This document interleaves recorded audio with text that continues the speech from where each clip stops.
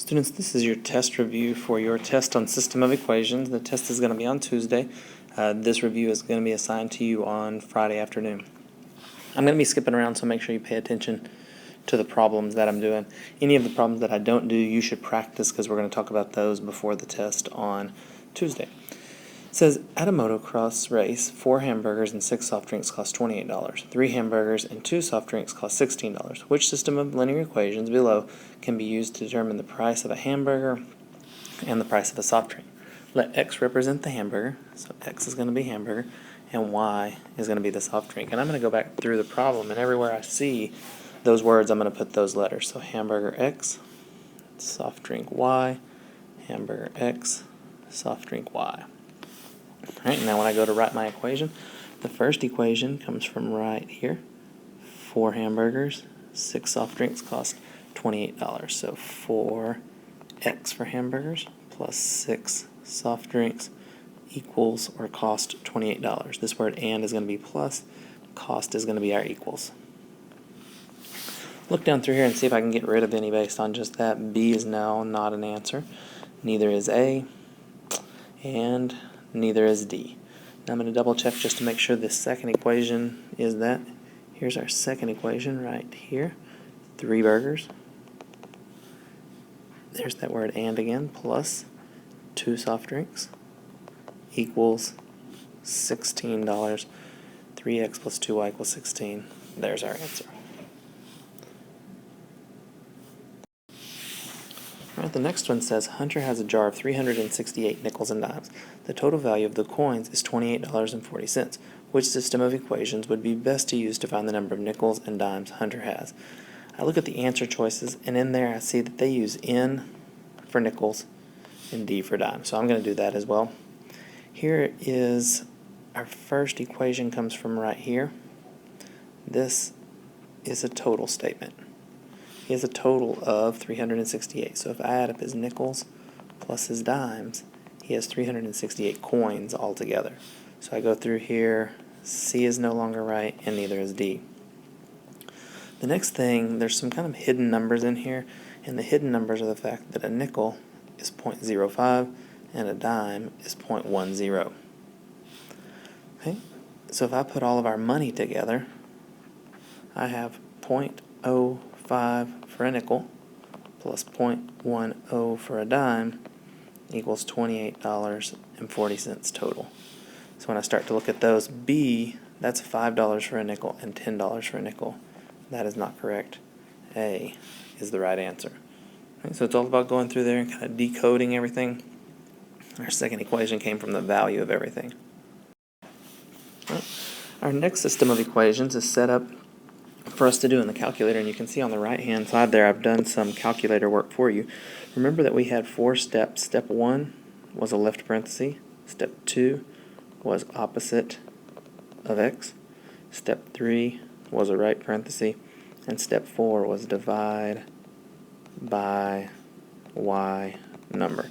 And we'll do that here on the first equation up here. There is your right parenthesis. The opposite of 3x is minus 3x. There's your right parenthesis. Divide by the y number, which is 2. And you can see that I typed that in the calculator right there. This one you'll notice I didn't do anything in because these steps are to get it into y equals, and that was already in y equals. So I put that one in there. I hit graph, and then the buttons we hit, once we see the intersection right there, we hit second, trace, 5 says intersection, and then we hit enter 3 times in a row, and here's our answer, 2, 3. So 2, 3, because that's an x and a y. So 2, 3 is our answer. Okay. Number 13 is set up to do elimination. You could do the 4-step method on it as well. I'm going to show you elimination just so you see kind of another thing on here. Elimination, we're looking for opposites. 2 and 4 are not opposites. Y and negative y are opposites. Once I see my opposites, I add straight down. 2x plus 4x is 6x. I'm going to write it over here. Y's cancel out. 4 plus 8 is 12. When it's beside it, I divide it. And so I find out real quickly that x is 2. So I know my answer is 2 comma something. So I look here, wrong, wrong, pretty quick to find my answer. You would then take and plug this back in if you had multiple ones with 2 in the beginning. We didn't here. I'll go ahead and show you how to do it. 2 instead of x, we plug in 2, plus y equals 4. 2 times 2 is 4, plus y is 4. Subtract 4 from both sides. Y equals 0. Okay. Keep in mind you could have taken this 2x plus y equals 4, 2x minus y equals 8, and you could have done the 4-step method, slide 1's in front of there, left parenthesis, opposite of 2x, right parenthesis, divide by 1, left parenthesis, opposite of 2x, right parenthesis, divide by negative 1. Put this in the calculator and find the intersection, but you would still find that it's 2, 0.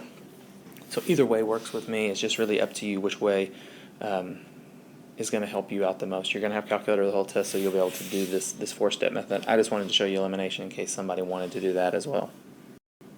All right, this last problem here is probably the most difficult type of problem you'll see. It takes you from just words, and you have to write the system of equations and then go and solve it.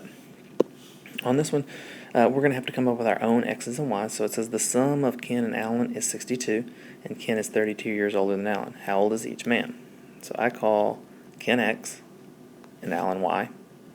So when I write my first equation, the sum is Ken plus Alan equals 62 years. And then Ken is x, so x is 32 years older than Alan, y. So that is y plus 32. Left parenthesis, puts 1's in front of these. Opposite of 1x, right parenthesis, divide by 1. That is ready for the calculator, and you can see I put it right there. This one is kind of set up a little bit weird because the x is on the wrong side. We could very easily move this x over to here. I'll get my eraser and make that go away. Put my x over here, right parenthesis. Instead of opposite of x, we would do the opposite of 32, right parenthesis, and we would still divide by that y number. And now that is in the calculator as well. When I hit graph, I don't see anything. The reason why I don't see anything is because these numbers are too big. They're just not showing up on the screen. So I do zoom 3, enter. And I see a little bit more, but I need to see the intersection. And I don't see the intersection. So I do zoom 3, enter again. And now in this picture you can see that they hit each other. Once I see they hit each other, I hit second, trace, 5, enter, 3 times in a row.